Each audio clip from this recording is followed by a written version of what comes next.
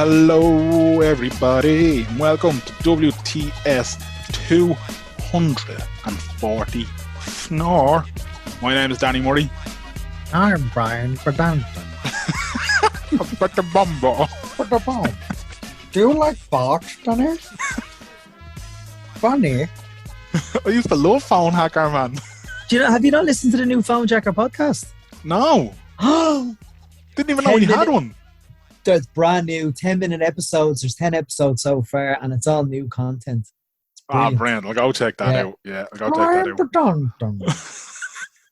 Classic Phone Jacker. How are you, Danny? I'm Graham Merrigan. You're Danny Murray. Indeed, I am fantastic, Graham. I'm on my holidays, so I'm loving life. How are you? Also on my holidays and semi-loving life. I had a run-in with someone outside your parents' house the other day that I just want to briefly discuss because It wasn't one of my parents, was it? No, absolutely not, because your parents are saints and they would never treat me the way this absolutely vile human being. Oh, yes, you told me about, yes, yeah, okay, yeah. Proceed to tell us the story, yeah. So, on the, what would you call that? That's just a footpath, the tarmac. Is there a special wording for that around? Anyway, I was going up the tarmac pathway from the first entrance to Cromlock to the second entrance of Cromlock, walking my beautiful, handsome prince, Suggsy. And a stunning dog. Stunning dog. And there was a woman up ahead of me, and I passed her out with Suggsy at kind of halfway point. I got to the bus stop down just before the roundabout at Bayview, Cromlock Fields, and I turned around to make my way home. So I was going to be facing this woman when we kind of met, so to speak. So I'm on the right side of the path going back home. She's on the other side, her right side of the path, going towards the bus stop, and just walking the dog. Suggsy's to my right, and this woman basically says to me, "You shouldn't be walking him like that. You're going to hurt him." And I said, and I kind of completely taken back. She said it very aggressively, and she said it real aggressive, patronising, kind of looking down on me. When she said she shouldn't be walking him like that, what did she mean? She goes, shouldn't be walking. I don't know what she meant, because the dog was to my right. It was towards the end of the walk. And when Suggsy towards the end of the walk, he kind of just wants to go home. So he's just snailing along at your side. Yeah. So he was nowhere. I've been walking the dog for well over a year now. He knows the chair. He knows me. He's a very, very intelligent dog. So was she alluding to the fact that because you're in a chair, basically? Yeah. The way you're out with him. She must have had it in her head that he was going to try and walk across me, and I was then going to wheel over the dog. That's what she was getting at. I don't really buy the sincerity in her comment, as in I'm looking out for the welfare of this dog. I think she was just being a bitch. Sounds like it to me. And I said, "Excuse me," and she says, "What are you?" Something along the lines of, "You're not doing it right. You're gonna hurt the dog." And I said, and she kept walking, so she didn't stop to look at me. She kept walking and was talking with her back to me, and I had stopped sideways, looking at her back.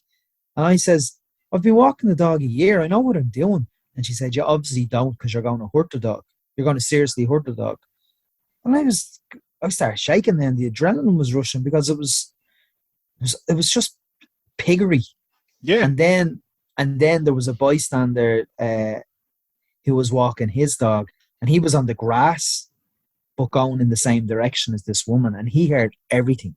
And if he's listening, thank you. I don't know who you are, I don't think, but you're a gentleman. And he got involved and basically told her to mind her own business. He knows what he's doing. But she was giving as good as she got to him as well. She was answering him back saying, he obviously doesn't know what he's doing. He's going to hurt the dog. And I shouted down, "Mind your own fucking business." And he was like, "Will you leave that man alone? He's out on a Sunday evening walking his dog. And have you nothing better to be doing than giving out?" And she's like, "I'm only thinking of the dog." And I just went home fucking shaking with the adrenaline. So Yeah. I wanted to share that anecdote. That's not, you can't do that to straight. Like, she ruined my evening, and that Yeah. was Sunday. And as we were recording on a Wednesday, it was still on my mind today. You know, when you're walking the dog and you're doing the same route, and you're kind of going, "Am I going to bump into this woman again?" And I'm not Yeah. saying that out of fear of bumping into her, because I will give her a piece of my mind this time, because I'll be prepared. But she basically said to me that a wheelchair user shouldn't have dogs, is what Mm. that communication was all about.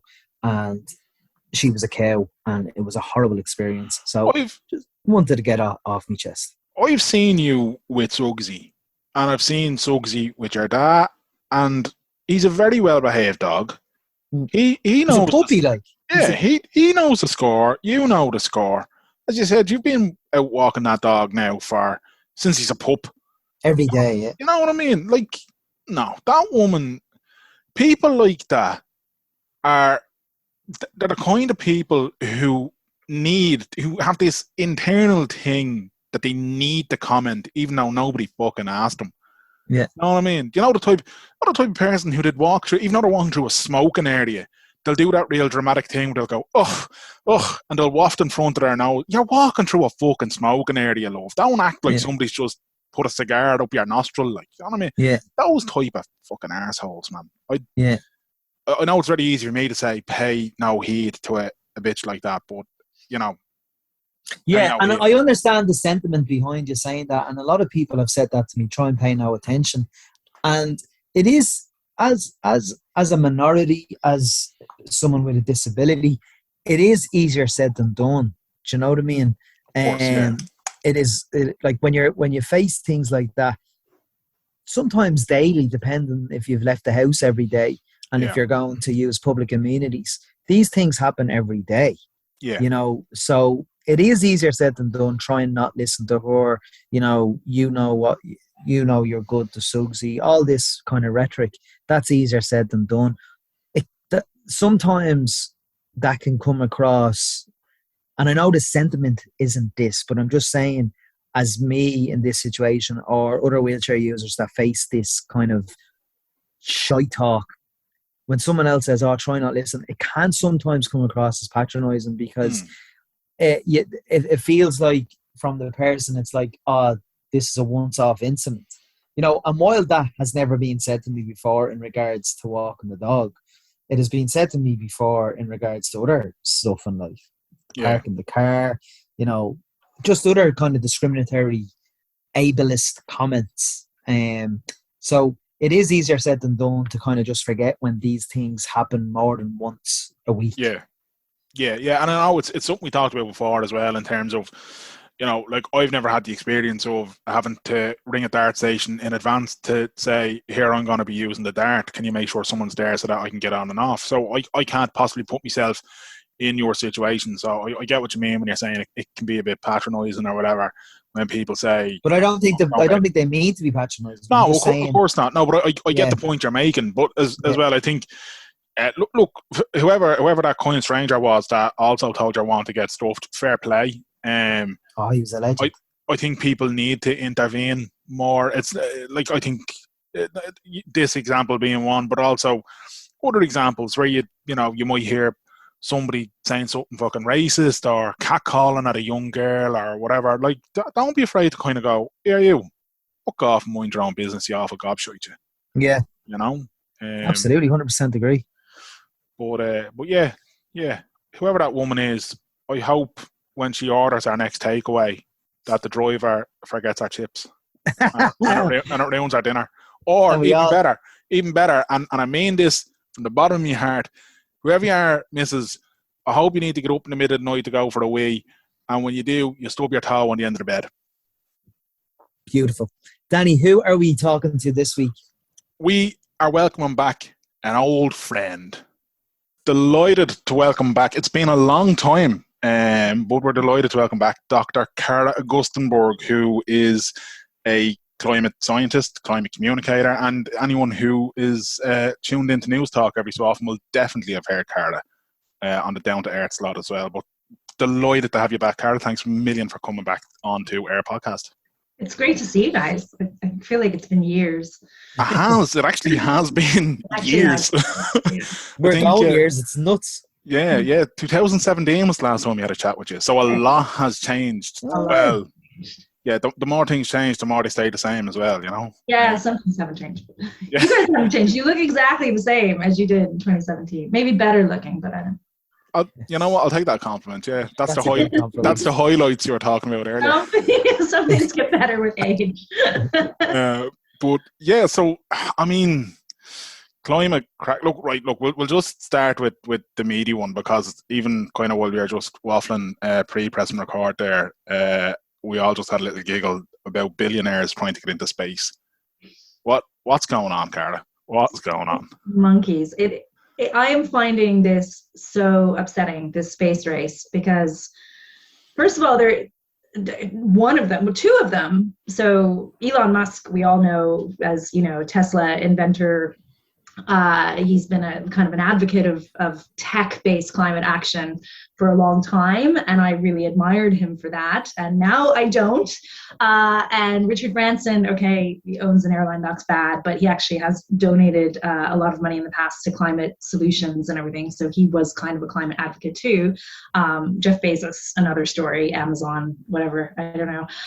But I just feel like they're being complete hypocrites now. So here they are, they claimed to care about climate action and the planet, and what they're doing is having a directly negative impact on the planet. So, these flights to space are at minimum 100 times worse in emissions than a transatlantic flight. And at maximum, potentially 1,000,000 times worse, because there is a soot that gets emitted out of rockets called black carbon. And we don't know much about it because we don't really emit, we don't send that many rockets to space. So it hasn't been something that scientists have studied extensively. But they do know that this black carbon is 100,000 to 1,000,000 times more climate warming than carbon dioxide. So there's another impact that we can't even quantify. And these guys aren't paying carbon tax like the rest of us for all of these emissions. So it's really bothering me that they just are allowed to do this, and that they're saying it's because they want to save humanity, but it's trashing humanity at the same time, and no one's really holding them accountable. See, I'm kind of glad you said that as well, because a little while ago we had Dr. Niamh Shaw on the podcast, and obviously Niamh's mad into space and everything to do with outer space, so she was very excited by it, and kind of we were as well. And then it was only when kind of Richard Branson and Jeff Bezos, well, Richard Branson kind of went to space. If you listen to Jeff Bezos, apparently he didn't actually go to space. Billionaires measuring the size of each other's manhood there, I think, more so than anything else. But I didn't realise kind of the wider impacts it was having and how ridiculous it was. I think the Bezos one, I just thought this will show you how kind of stupid and how ridiculous it is to do with money. 28 million somebody paid to be part of this. Didn't realise they had a clash in their diary. So an 18-year-old got to go. I just kind of thought, how rich do you have to be to pay privileged? To pay 28 million quid to be part of something and go, I've a Zoom call that day that I can't get out of. Listen, keep the dosh. Give a kid a shot. Let them go up to space instead. Yeah. So whatever about the good it may potentially do many years into the future, if we need to get off Earth, they're kind of accelerating possibly the need for us to get off Earth by contributing to the wreck. Yeah, and in the meantime, so like to put the climate crisis into context here, we have less than 30 years now to get to what they call net zero emissions. So we're not using fossil fuels, and whatever we're emitting, we are equally, sequestering through forestry or whatever. And so with 30 years, that's not very much time left. And it's going to cost, Morgan Stanley estimates, $50 trillion to fund this transition to a low carbon society. And meanwhile, you've got the likes of Jeff Bezos, who, could give everybody in the world $597, and still have cents left over, spending it on going to space. And I just think, take that money and put it into saving something on Earth, because we need to dump those resources in and stop detracting. Like, we don't have much time left, and they're talking about, like, let's build the life raft and get off the planet. And I'm like, look, if you could just focus for 3 more decades, maybe we could fix this. And I, you know, the other thing is, I think the people who are saying this is so exciting, they think they're going on that spaceship, you know. And the reality is, it's the 1% who can afford the ticket and who can afford to pay for the oxygen, because we know it's all going to be privatized, you know, when they're on Mars or whatever. They're the ones going. Most of us are not going. Most of us are going to be stuck down here suffering the effects of climate change. So I would at minimum like to see these guys paying their carbon tax. Like, we're supposed to be paying €200 a ton for the carbon we emit. That would reflect the real damage that the carbon is doing. So I haven't run the numbers yet on how much carbon they're actually emitting, but someone should send them a bill. So Why aren't they paying carbon tax? Well, presumably they're buying their fossil fuels from places that don't have carbon tax. I don't know where their jet fuel is coming from, but I don't think America has a carbon tax yet. So if they're buying it there, then they're probably not paying a carbon tax. So from California maybe does, but I'm guessing they're not buying it from California. Wonderful Texas, good old Texas. They're not. Like, we have a carbon tax in Ireland, but that was our government that you know, instigated that. So these guys have. They're jumping in the life raft before the Titanic has hit the iceberg. Basically, they're like, we've still got time to. We're heading for the iceberg, but we haven't hit it full on yet. Yeah, we don't. They now say we've warmed the Earth 1.1 degrees Celsius, which doesn't sound like a lot, but the scientists are saying we have to keep it under 1.5 degrees to save, you know, places like the Maldives and low-lying countries. So they think we will hit 1.5 degrees. Well, there's a 60% chance we'll hit it by 2026. So that's really soon. But like, we'll probably hit it and then it'll go back, you know, a little bit, and then we'll hit it again or whatever. It'll be a little bit in flux. But yeah, like, God, if we could just knuckle down for 3 decades and get our act together, you know, and certainly these guys are the guys who should be funding that kind of transition. So it just shows that our whole model has failed. The fact that these guys have enough money to just do whatever they want rather than actually address problems in the world. It's one of them, Mero. I know you've said it countless times before, but like, the world doesn't need billionaires. Like, it's a vulgar thing to have that amount of money where you can kind of say, do you know what, I'm done with this planet. I'm just gonna see if I can mosey on to the next one there. It's scary, like. Yeah, I mean, the old millionaires before there were billionaires used to, you know, take their extra money and build libraries and schools and hospitals, and, you know, that was their legacy. So I don't know why these guys can't do something similar. And Bezos doesn't even pay his bloody staff properly. Like, why don't you pay your staff properly before you start going into space? Yeah, and they all paid for the trip to space. Oh, it's just the whole thing. And I mean, I think Branson said, you know, this would be great that people would see the Earth from afar and suddenly they would start caring about it and want to do something about it. Because a lot of astronauts have said that when they left Earth and looked back, that's when suddenly they realized how fragile we are, and they became environmentalists or whatever. And Al Gore, it's such a Disney line though, isn't it? It's such a, like, oh, I hopped up into space, I looked down at Mother Earth and thought, oh my God, we're hurting this Earth.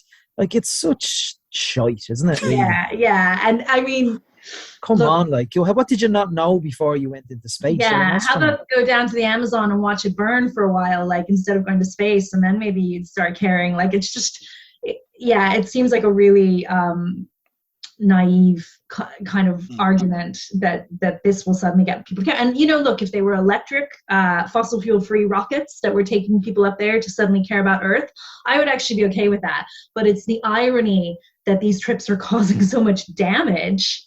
You know, I mean, flying is the worst thing you as an individual can do in terms of your impact on climate. And I think what is really upsetting for me is, like, I've spent the last 10 years kind of begging people to cut back on their flying.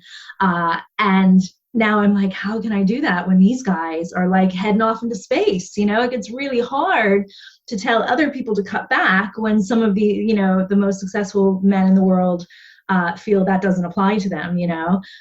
So yeah, it's very upsetting for me. It's like kind of watching somebody just dump a load of trash in front of me on the beach, but way worse. Yeah. You know? What's the reaction you get, Cara, when you try and tell friends or colleagues or whatever, when you said there that the last 10 years you're trying to ask them to cut down on their air travel. What's the general reaction you get? Because I know if I was to say anything to my friends or family, it would be a case of, we just stop, I only have one life and all this. So what's the general response you would get? I think people realize now that you know, we all have to do our part, and you know, and there's definitely been more support, or I tend to say, look, maybe flying is really, really important to you and travel really is important, so why don't you look at other things? Like, I have friends who are so committed to climate change that they gave up meat for a year so that they could go on a transatlantic flight, you know, because they calculated the emissions, and they said, well, if I give up meat for a year, yeah. So, you know, it's trade-offs. It's about like looking at where your carbon is emitted, where you use the most carbon or greenhouse gases, and then going, okay, these are the things I can cut back on. Like, can I cycle more? Can I, you know, put some insulation in my house, or get solar panels, or cut back one trip? I mean, and the thing about flying, I know Irish people really love travel and love flying, and I used to love travel and everything, but it kind of sucks now. Like, I hate flying. Like, you're just treated like cattle in a car. And maybe now with COVID it's a bit different, but you know, you're packed into planes. It's horrible conditions. Then you go to these places, and sometimes they're all kind of the same. You know, everything has become quite samey. So even a lot of culture is disappearing because of the internet and everyone wanting to have what everyone else has.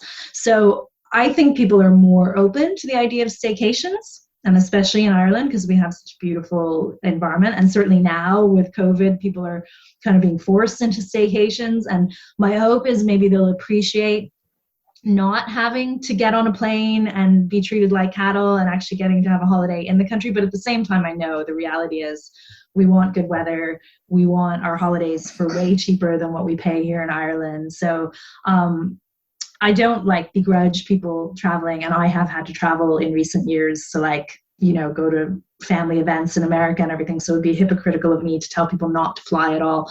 But I do think we can cut back. And I think certainly when it comes to business travel, like, what have we learned this year? That we don't actually need to fly to stupid conferences, you know, and waste a week of our lives in a conference, away from our family, away from our social lives back home. Like, we can do these conferences in a couple hours a day from our computers and get a lot of the same experiences. So I'm hoping, like, there'll be an end to a lot of this kind of business travel, which I think is unnecessary. The worst thing in the world I could get in work is an email saying you were invited to, and then the location being somewhere in the UK or whatever. And I'm like, oh, no.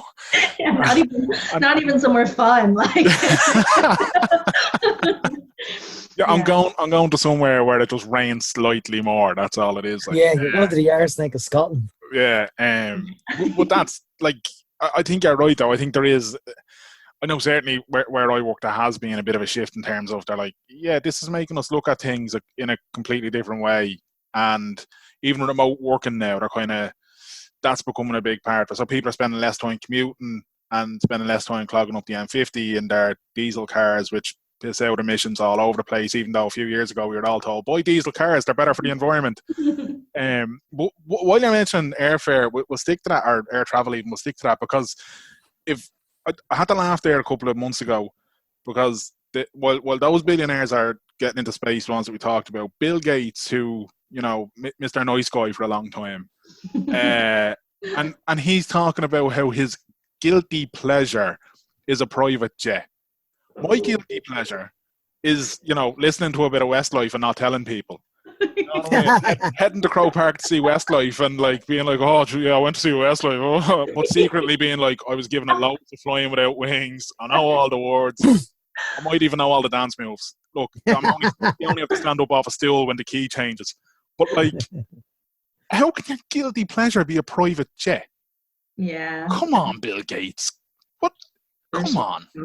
He did create the vaccine, Danny, and he's He did put microchips in our vaccines. Well, I He can mean, do what he can do what he yeah. wants. Well, my left arm has been giving me great 5G I hadn't heard that, Danny, that he had said that, but he just wrote a book on yeah, he was.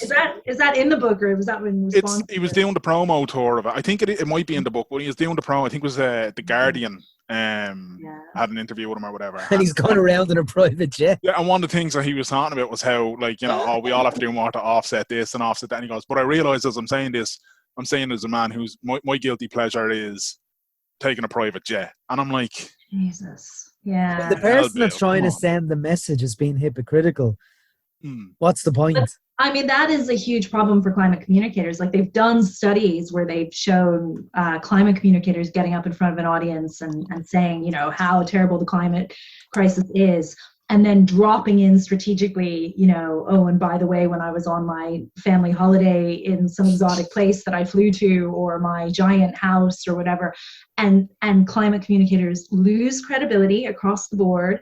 And people feel like they don't have to act. If the person who's telling them how urgent it is to act is now telling them how bad they are in their own lifestyles. So, like, credibility is everything. And it's really hard because we're all sinners. Like, none of us are doing everything perfect. And a lot of times, like, people are trying to catch climate communicators out on what they're doing wrong themselves. And you want to admit that everybody, is fallible and that it's hard and everything. But I felt the same way. I don't know if you saw Leonardo DiCaprio's movie, was it Before the Flood or something, where he was talking about climate change, and he went all over the world and interviewed all these amazing scientists, and he was on the Greenland ice sheet, and he was like, oh, this is really bad, we should do something. And then you're reading at the same time that he has, like, the largest yacht in the world, and not once in the movie, like, he step back and go, oh my God, I need to change my life too. It was like, you all should do something, but I'm good here on my yacht,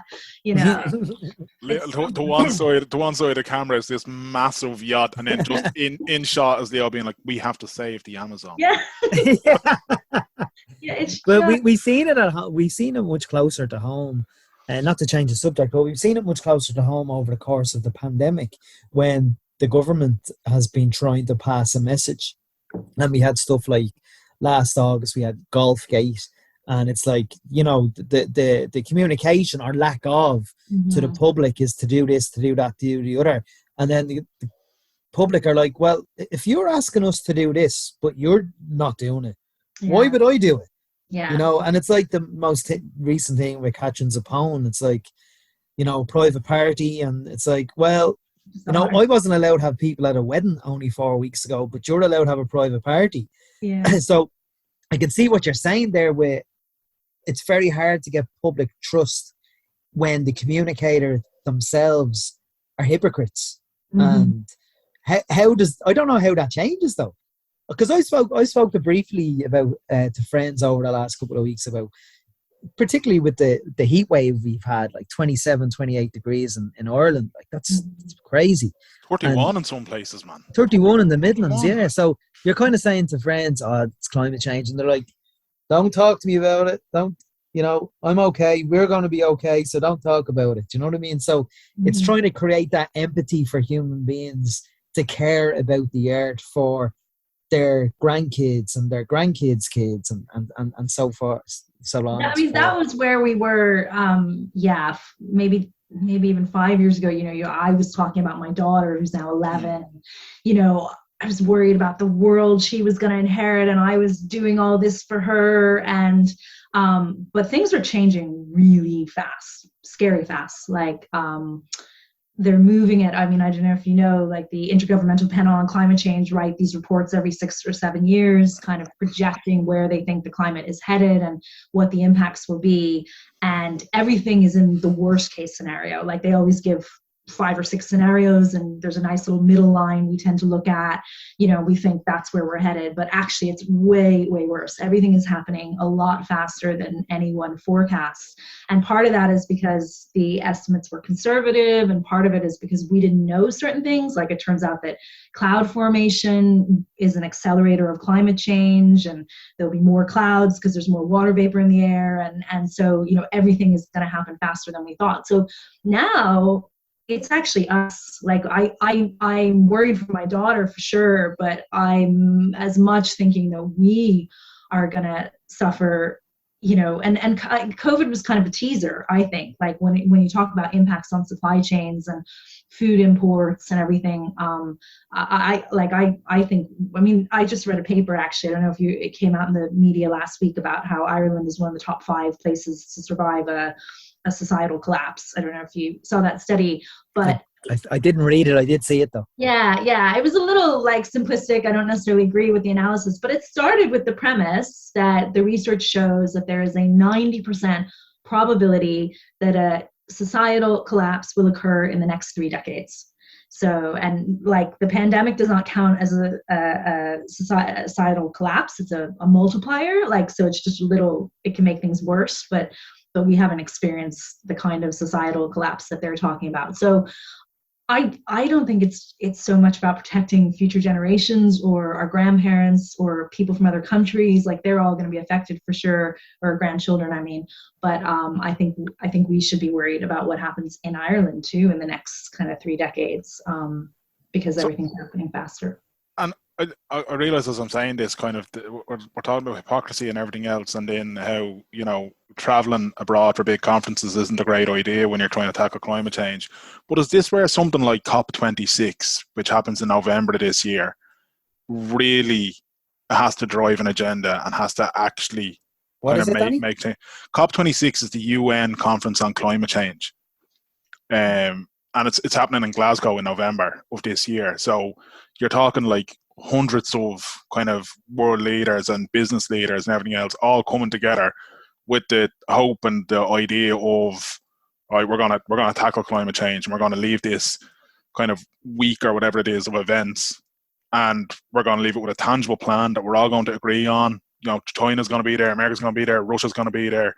The idea is all of us in a room together will leave on the same page, and this will set the motion for how we're going to not hit the worst case scenario button in 10, 15 years time. Is it actually going to do that though, do you think, Cara? Well, I mean, look, 26 being the operative number here, like we've had 26 to be, you know, we have them every year. Has anything changed? Nah, not so much. I mean, the big one was in 2015, what was it, COP21, the Paris Climate Agreement. That was like the big one, right? I mean, there were other big ones before that. There was the Kyoto one in Japan, was the first big climate agreement. Yeah. And then there were a few where it looked like we were going to get another agreement, because the one that happened in Kyoto was kind of unfair because it kind of pitted developed countries against developing countries, and it said developing countries could continue to burn fossil fuels and increase their burn, and developed countries had to curtail. And so Canada and the US dropped out, and it collapsed. And then we thought we were going to have a big agreement in Copenhagen, and then talks collapsed. And then we finally, thanks to Barack Obama really pushed the agenda and really kind of stepped across the aisle and started negotiating with China, who is a big emitter, obviously, and kind of got everyone to agree to the Paris Climate Agreement. So that was the big moment. I was there in Paris when it happened, and we all cried, and I thought I was out of a job. I didn't think I needed to talk about climate change anymore after that, and yet, has much changed? Things have changed. Like, certainly in Ireland, we've seen some big changes this year now that the Greens are involved in government and everything.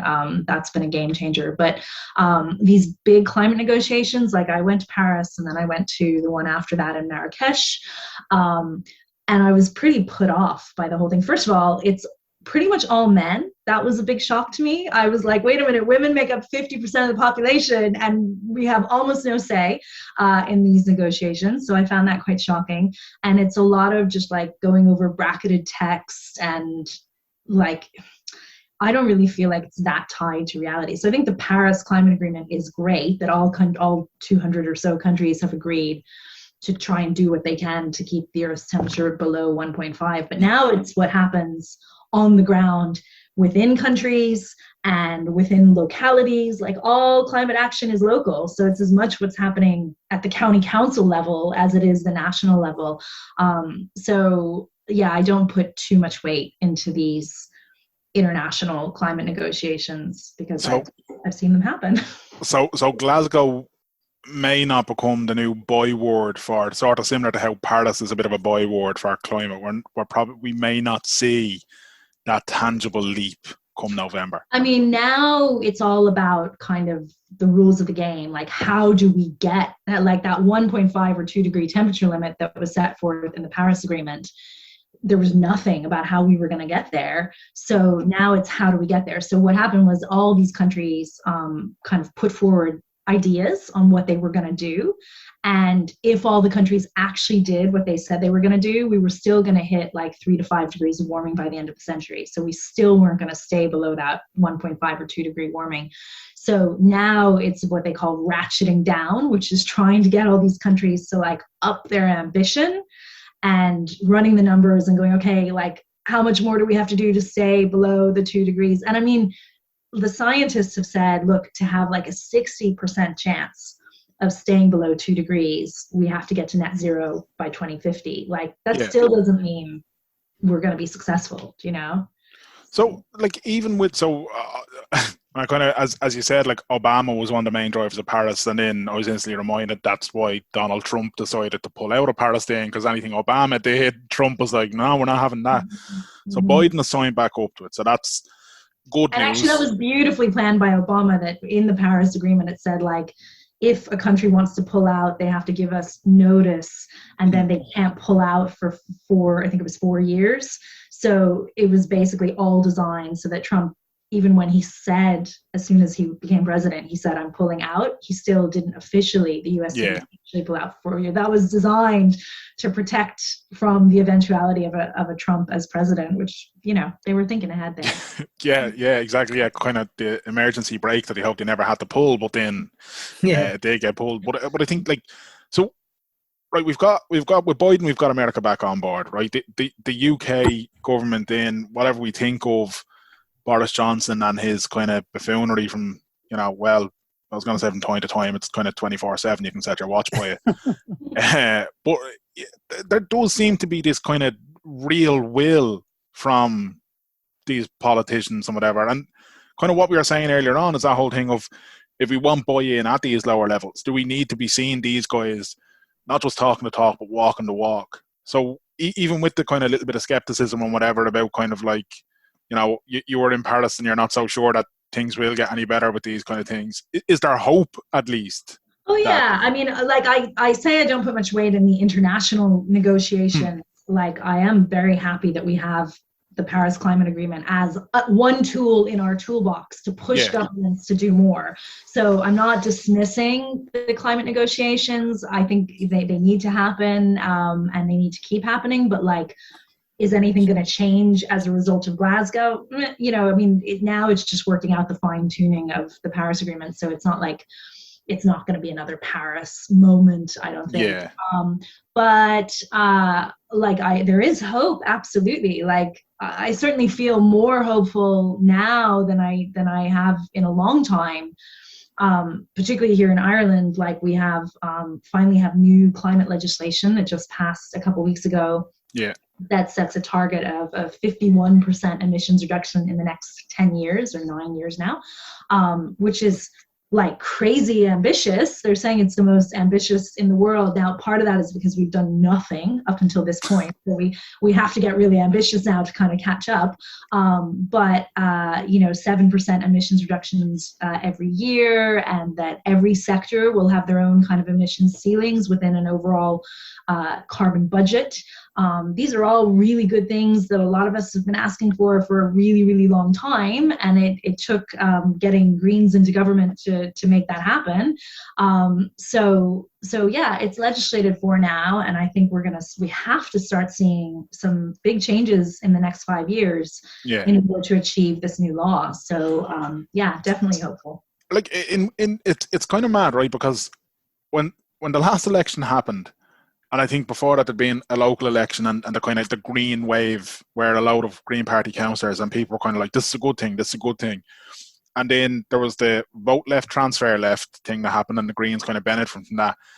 And now, like, it's kind of a weird kind of feeling that some people have, and one of the kind of things, especially if you're like me and you can't help yourself but kind of, you know, the endless scroll on Twitter after 12 o'clock at night kind of thing, and you see the sadistic musings of some people. But there's a lot of talk that it's kind of the Greens almost betrayed that vote left, transfer left, and now there's this kind of narrative of, but sure, all the Greens are doing is putting taxes on us now. So how do we balance kind of, right, where there's more coming out of our pocket, but it's for good reason? Is the balance there?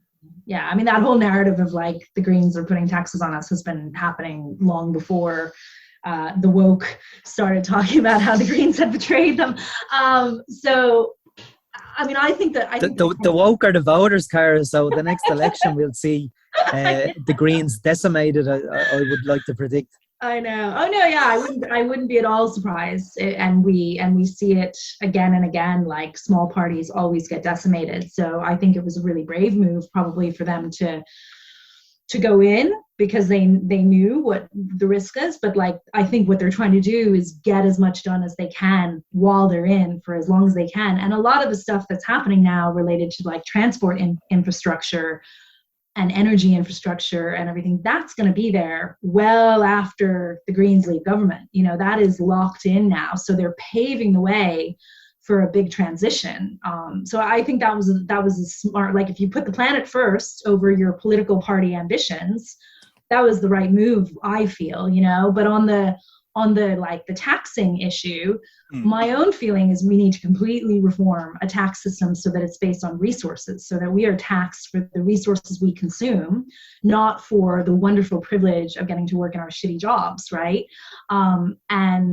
And I think if we created what they call environmental tax reform, and, you know, we were taxed on resources, that's water, carbon, you know, precious metals, whatever, then that makes sense. And what tends to happen is the wealthier people, the Jeff Bezos and the Richard Bransons, consume the most resources. So it actually makes perfect sense from a wealth transfer point of view.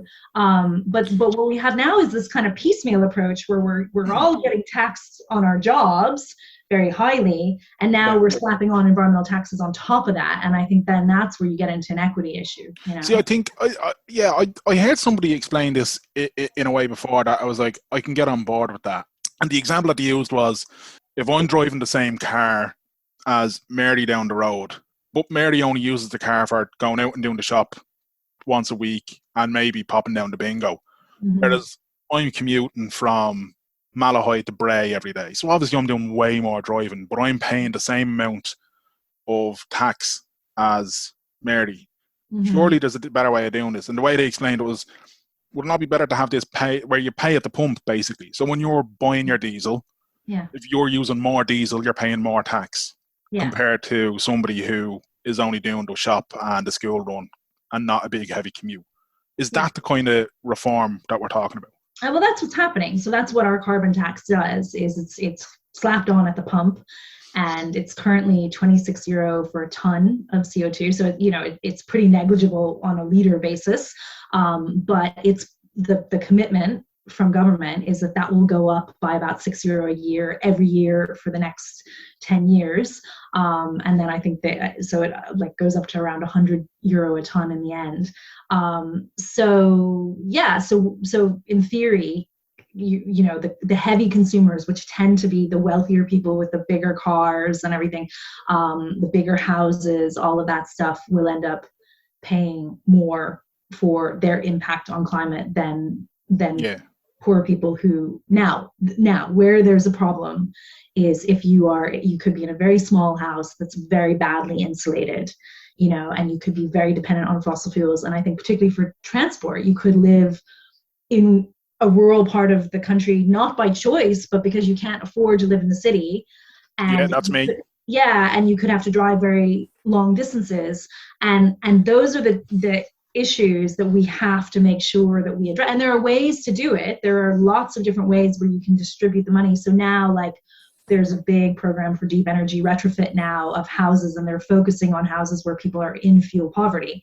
So there should be a huge benefit to this, because then your heating bills go way down, so you have more disposable income. You're no longer in fuel poverty. You're in a warm, healthier house, and then the carbon tax issue isn't as much of a concern to you. You know, are there barriers to that happening for people though? Like, because I mean, is like I'm thinking of my parents here. Right, my parents live in a 3-bed house in Ballybracken, Dublin.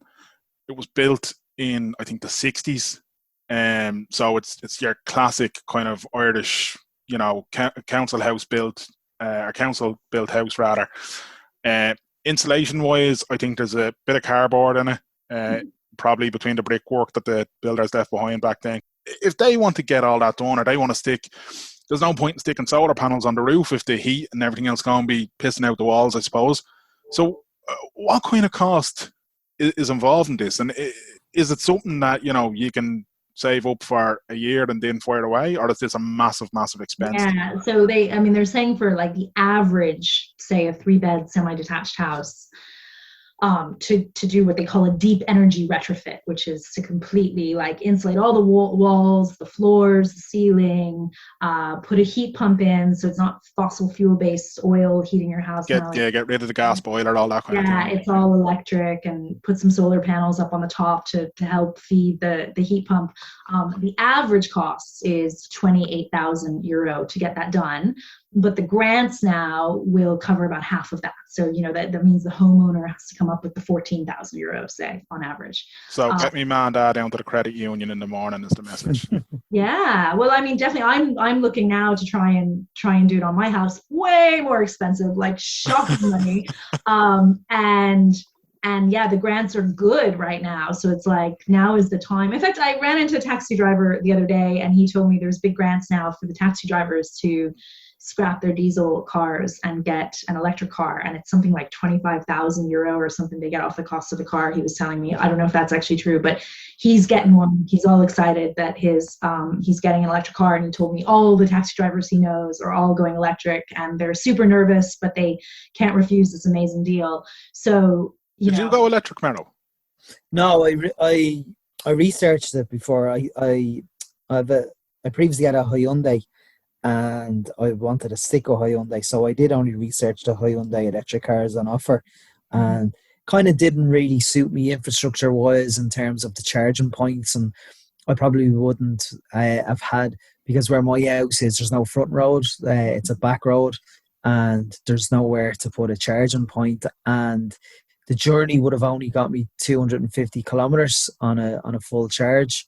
And when I'm playing, say, basketball all over the country, it's not really ideal. Trying to source an electric kind of charging point all over the country to see if I can charge my car on an away trip when you're playing basketball. You don't know way. So I did give it serious consideration, but I just wasn't happy with the infrastructure of it. Is the infrastructure is probably a barrier that a lot of people say if you talk about electric vehicles, Cara, is it?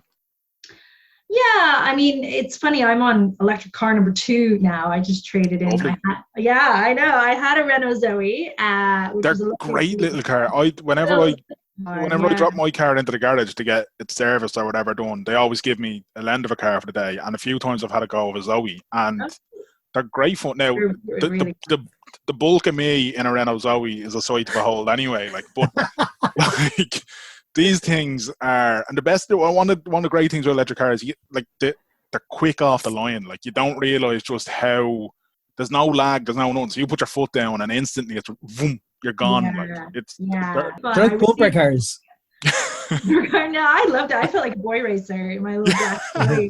You know, I got a little disco ball in the window and everything. But I liked it, and I had about 200-kilometer range, and I took it all over the country and had so many times of crying at chargers that were broken or whatever, or petrol vehicles were parked in them or whatever. So it was really hard. And a lot of people were like, oh, well, you know, that kind of car would suit you if you were a 2-car family and you had one petrol car for road trips, and then you could have the electric for your daily commute. Makes total sense. But I'm not. I'm on my own. And so I found it really hard. And so then the new Zoe actually, it has, I think, 320-kilometer range or something. And I had test drove that over Christmas, and I thought I was going to upgrade to that. And then somebody told me to try out the Hyundai Kona, which has the Gorgeous car. Yeah, new Hyundai Kona has almost 500-kilometer range. So I just got tempted away, even though I love my Renault, I got tempted away because I got kind of range envy, basically.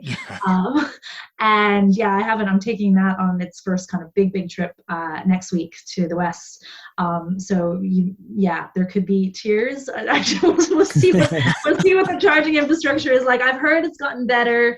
I mean, I'm happy enough with my range. I know I can get to where I need to go, and it fast charges. And so I'm hopeful that this one will be better. But I mean, they are really fun cars. Electric cars are fun to drive. And I love that they're so quiet. You can be like on the phone. Nobody knows you're in the car. And so there's a lot of like perks to electric cars. But yeah, I think you're right, Graham, like that the cars they're evolving really quickly. So they'll get better. But I'm not sure if the infrastructure yet is adapting. And like your point about not having, a driveway to put your charger in, like people in apartments like are having terrible times trying to get their, apartment management teams to agree. And so until they get that sorted, I don't know how they're going to, I mean, they say there's going to be no petrol or diesel vehicles sold in 2030, isn't it? That's when. They want to have a charging point at your house, Cara?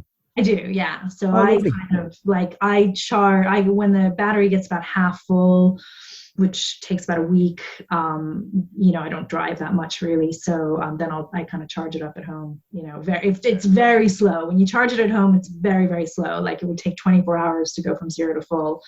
No. Yeah, but like that's fine because you just charge it overnight, and it's not a big deal. But I haven't really tested the national infrastructure in the new car yet. So yeah, the one thing we'll say, one thing, like, because I do a bit of motorway driving, and I've noticed now kind of with all these Obama Plaza-esque places that are popping up on our motorways, they all have like dedicated EV charging, but there's more and more of them popping up. Whereas before, last time we were talking to you, like, I think I'd struggled to name where the nearest one to me was, whereas now I'm kind of like, the hotel down the road has 3 public bays.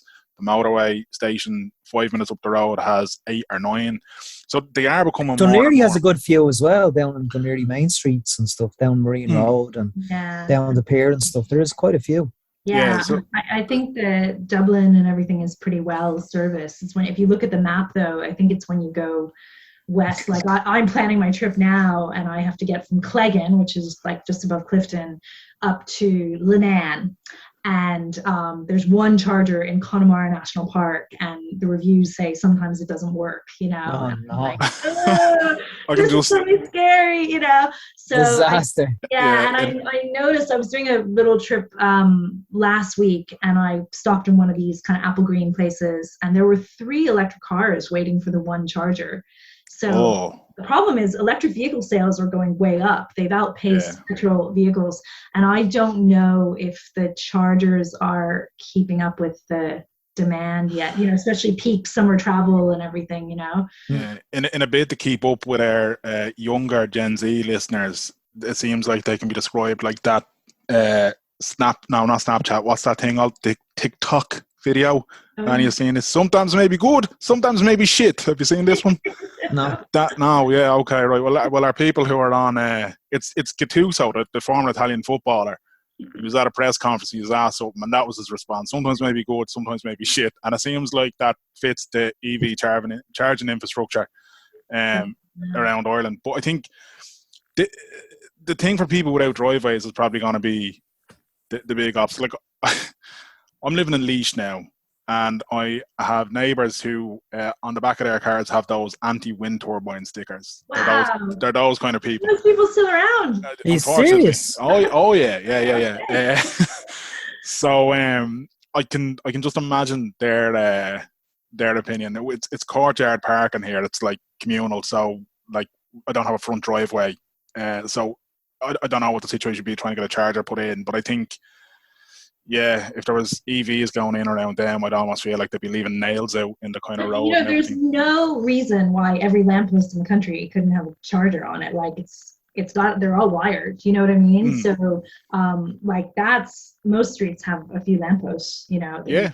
you can take a charger on. So that's really where we have That's a good point, yeah. Yeah, and I think there's one being prototyped now that's like a pop-up one that pops up out of the footpath and everything. So there's lots of options if they want to service people who don't have driveways and live in apartments and everything. Yeah. And I don't understand why like shops and services aren't, like movie theaters should have chargers. It only, like, if I could plug my car in and go watch a movie, that would be great. You know, like all of us who have electric vehicles who have to charge them for 40 minutes or an hour or whatever, we're all bored and looking for stuff to do. So it's actually a huge opportunity. Like I'm always looking for hotels that have chargers, and maybe I could go get a bite to eat or something, and they're in really short supply. So, you know, people who could do that and provide chargers while also providing a service would be, I think, you know, it would be economically advantageous to them to do so.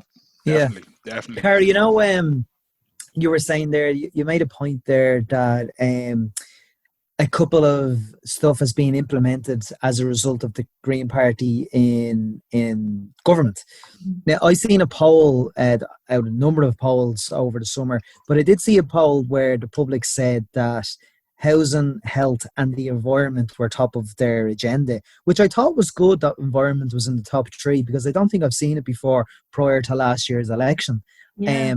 But the only thing that was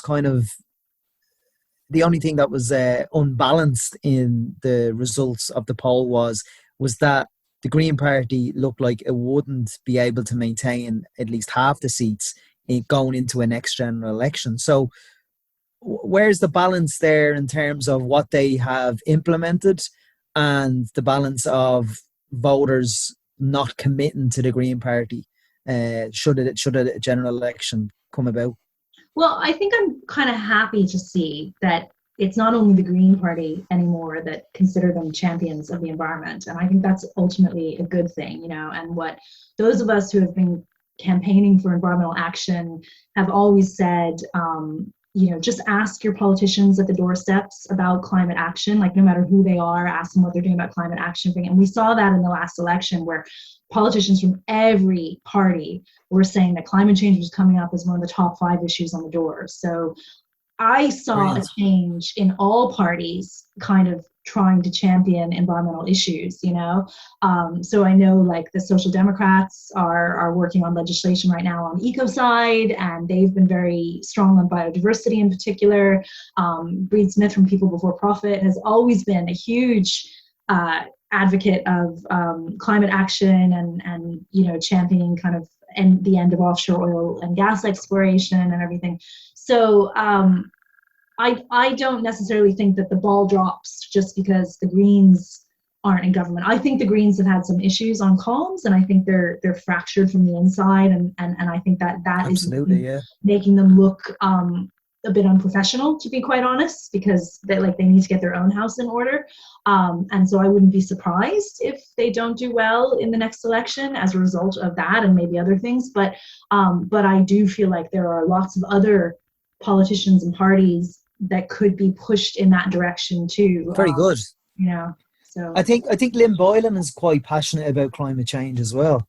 Yeah, she has a master's degree in climate communication or something from DCU now. So yeah, so, there's lots of them. So the opposition parties currently, what you're saying is that there's plenty of kind of activism in climate control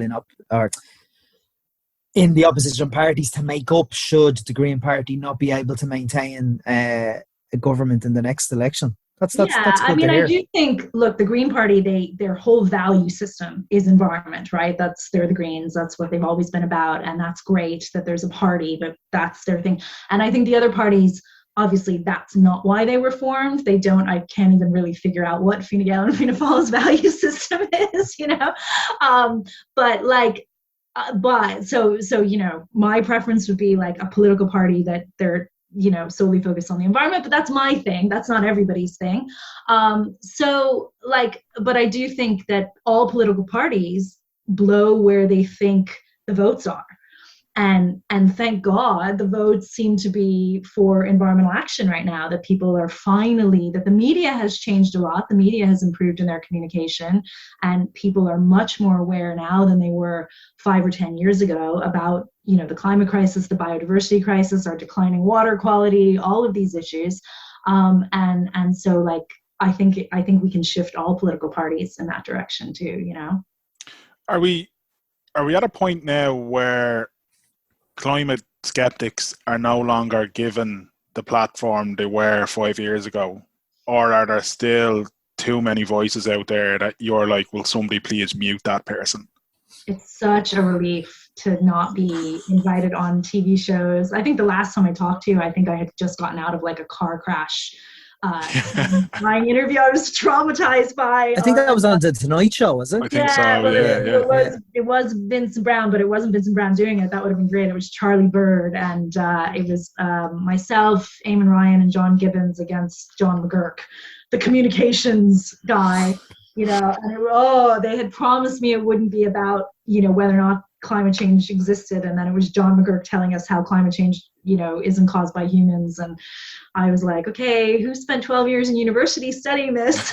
And who's a communications consultant, you know? Yeah, so it's really, really frustrating. And I haven't had one of those kind of climate denier interviews in a long time. And the media has really, I think they really have, and the climate deniers have realized, like, you can't but look around and see climate change happening all around you.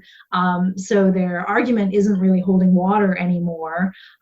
They've kind of moved the debate to things like, well, it might not be so bad.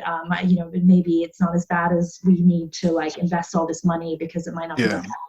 You know, or it could be good for Ireland or some, you know, they've kind of changed the narrative a little bit. Sorry, climate change could be good for a small island in the Atlantic. No. Yeah, because of the 28 degrees heat waves. Yeah, then. like, I mean, if it's going to be the heat wave. Well, the good thing about that, Cara, is that we won't be using planes to get to Spain for the sun. True, yeah, completely. We don't need to leave, so you won't have far to travel to a beach neither because you'll be flooded. We'll all be on a tiny amount of land. I mean, places like Russia are going to do really well in a changing climate because their permafrost is all going to melt. So they're going to have access to all of this new natural gas that they can sell to the rest of us. And they're going to have all this new arable land that was frozen that they can now grow food for. And of course, none of us are going to be able to grow food. So we're all going to be buying our food from Russia. So, you know, they say that's why Putin is kind of against climate action and was quite pro-Trump, and, you know, that it's all related actually to climate change. Strangely, that's the theory. Yeah. It's the whole thing about gas and carbon capture fascinates me, and I don't know anywhere near enough about it. But I think the last time we talked to you, carbon capture was something that we talked about very briefly as a kind of like, it's not there yet, but we're now seeing companies starting to invest billions into these carbon capture projects. So I'm taking that as a sign of things are looking up. Is it things are looking up, or is it more that the Intergovernmental Panel on Climate Change Analysis has basically said if we're going to stay below 1.5 degrees, we have to figure out a way to suck carbon from the atmosphere because we're not moving fast enough to kind of stop it, you know? So it might be just like a very extreme reaction to the kind of dire scenario more than, I mean, it is working on a very small scale in certain energy plants where they're producing the emissions and right away they're sucking them out of the pipe and putting them back in the ground. And that is showing to work on a micro scale, and that's great. On a macro scale, like the most viable thing is that we do kind of a cloud seeding. We like pump vast amounts of ocean water into the sky, and we kind of do like a global dimming. And then we live in a very cloudy world where we don't see the sun. But you know, they said that's probably the most viable on a kind of a big scale. But that has other huge implications environmentally, and you know.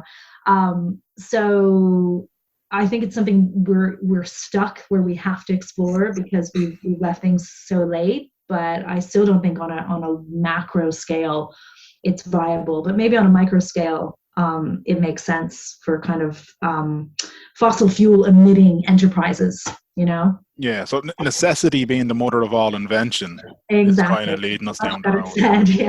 Yeah. On the cloud thing, and I don't know if this is to do with climate change or if this is me just making it.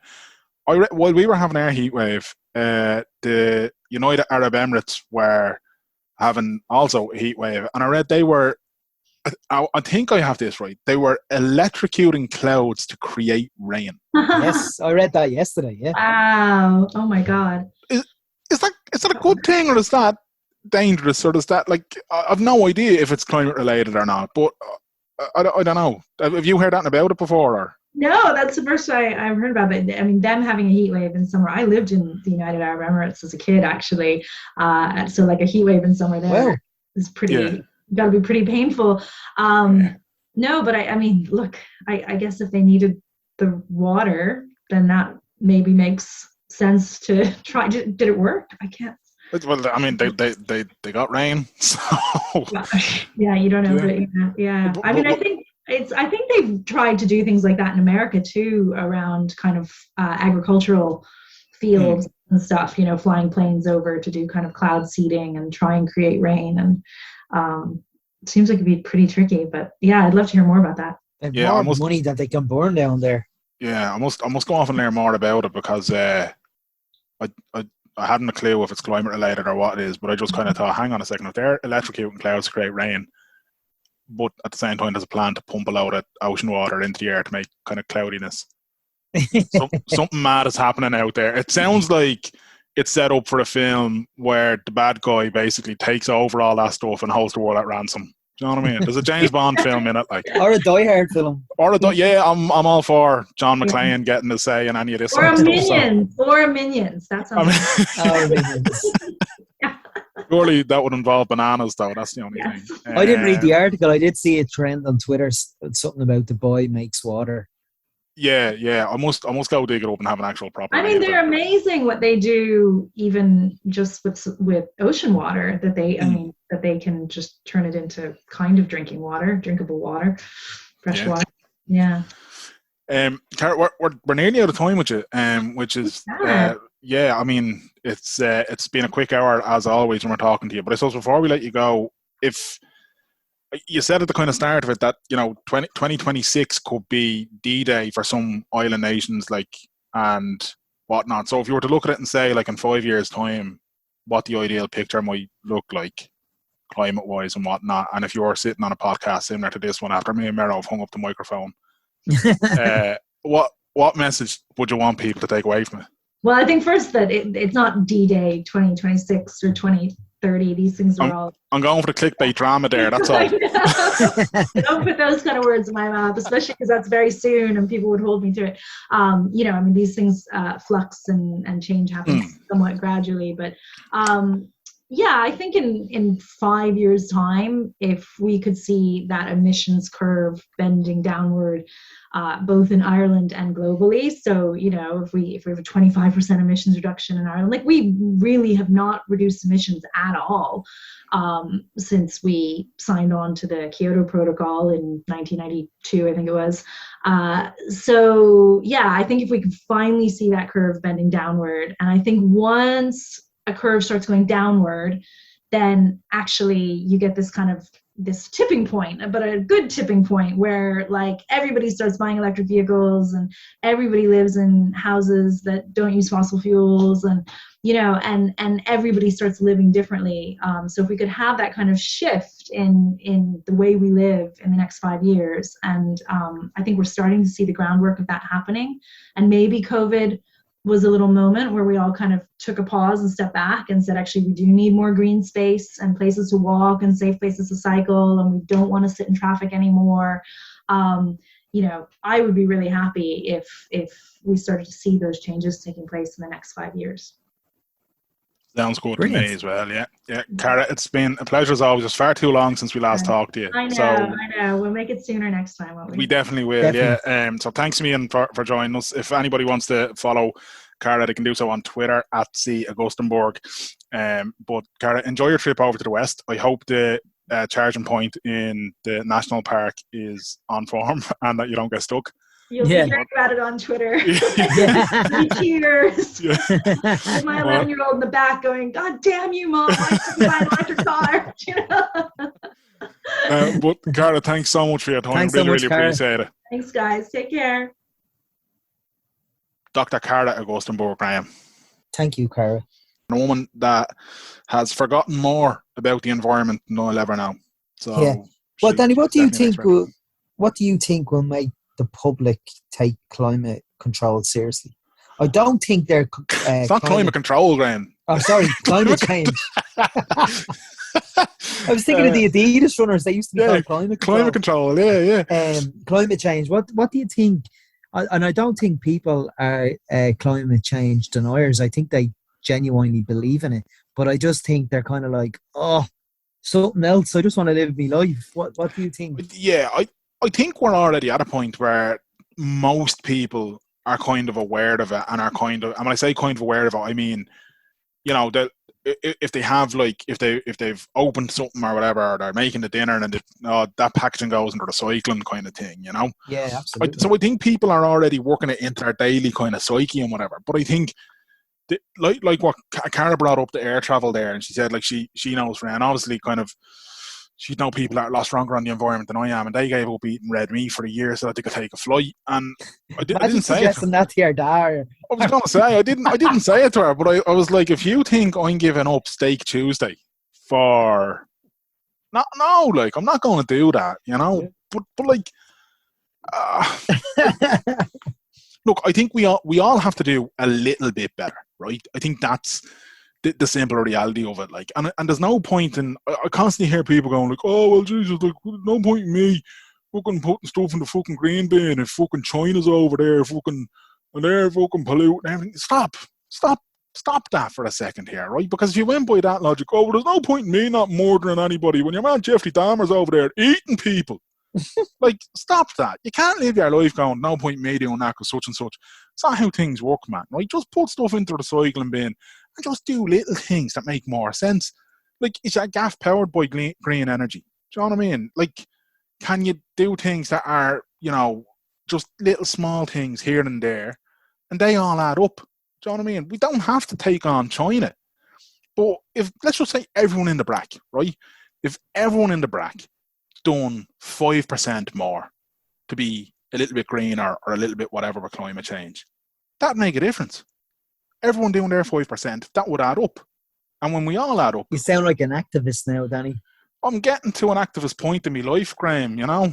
I feel like I've missed me calling all these years. Were you not in the trees down at the Glen of the Downs, no? Once upon a time, I think I could have been a hippie eating and wearing hemp. I think that's all they do, wasn't it? No, look, I was a climate change skeptic for years, man, in my teens or whatever. I was like, you were a skeptic about everything in your mid to late teens. Do you know what I mean? Everything, even to your early 20s. Everything I was a bit kind of like, would you stop out that? Look, everything in the world is made of plastic, and you don't get plastic without oil, so stick it up your hole, was my opinion. Whereas now I'm kind of like, I don't think we should go drilling for that anymore. I'd probably just rather see a wind turbine out there. You know what I mean? And you work in the wind turbine industry. How fucking... Well, would you ideal, Danny? Would you stop bringing that up, please? People don't need to know about my private affairs, all right? All right, you can edit that out. I won't. I'm more than happy for people to know that I work in the renewable energy industry and that I'm part of the big energy thing. You're the poster boy. You're part of big tech. I'm part of big energy, and together we're supporting big pharma. And it's all a conspiracy. The conspiracy theories fucking hate you and I. Oh, they do, man. They do. Fucking clean energy. Fucking big pharma, man. What is big pharma? Tell me, what is it? I have no idea, man. It's like Bitcoin, man. People just say these fucking words and they don't have a clue what they're on about. Oh, big pharma, big tech. Yeah. I'm like, you're typing this into Twitter on your iPhone. Shut up with your big tech, you spanner. Yeah. I'm hungry, Graham, so I'm a bit angry. Could you hear my drink going blub, blub, blub, blub, blub? Yeah. I don't mind that noise. You know, when you're watching something, the show, and they pour a bit of whiskey or something. Blub, blub, I like that noise. Yeah, I've been having a few whiskeys on my holidays, and to be honest with you, I've been enjoying it a bit too much, Graham. Right, very good. Yeah, just a little few here and there. Selton Cubes made a drinking game out of the Olympics. I've been sozzled for most of the holiday. Anyway, look, go on. I'll tell you about that another time. Congratulations to our listener, our number one listener since the beginning, Shane Fitz, and my besto, who is now a father, to the lovely Layla Faye Fitzpatrick. Big congratulations to Shane and Cathy. Until next time, Danny, where can you hear us? If you want to listen to the 240, whatever number I said at the start of this podcast, if you want to listen to all those other episodes, you can go to WTSpod.com, or we're also available on podcast directories such as Spotify, such as Apple Podcasts, such as Stitcher. You can get us on Podbean. You can ask Alexa to play us and she'll oblige. You can get us anywhere and everywhere this podcast by just searching WTS Pod. Or our formal name, should you ever wish to give a formal invitation, is What's the Story Podcast. Thank you. He's Dan Joe Murray on Twitter. I'm at Mero Mania.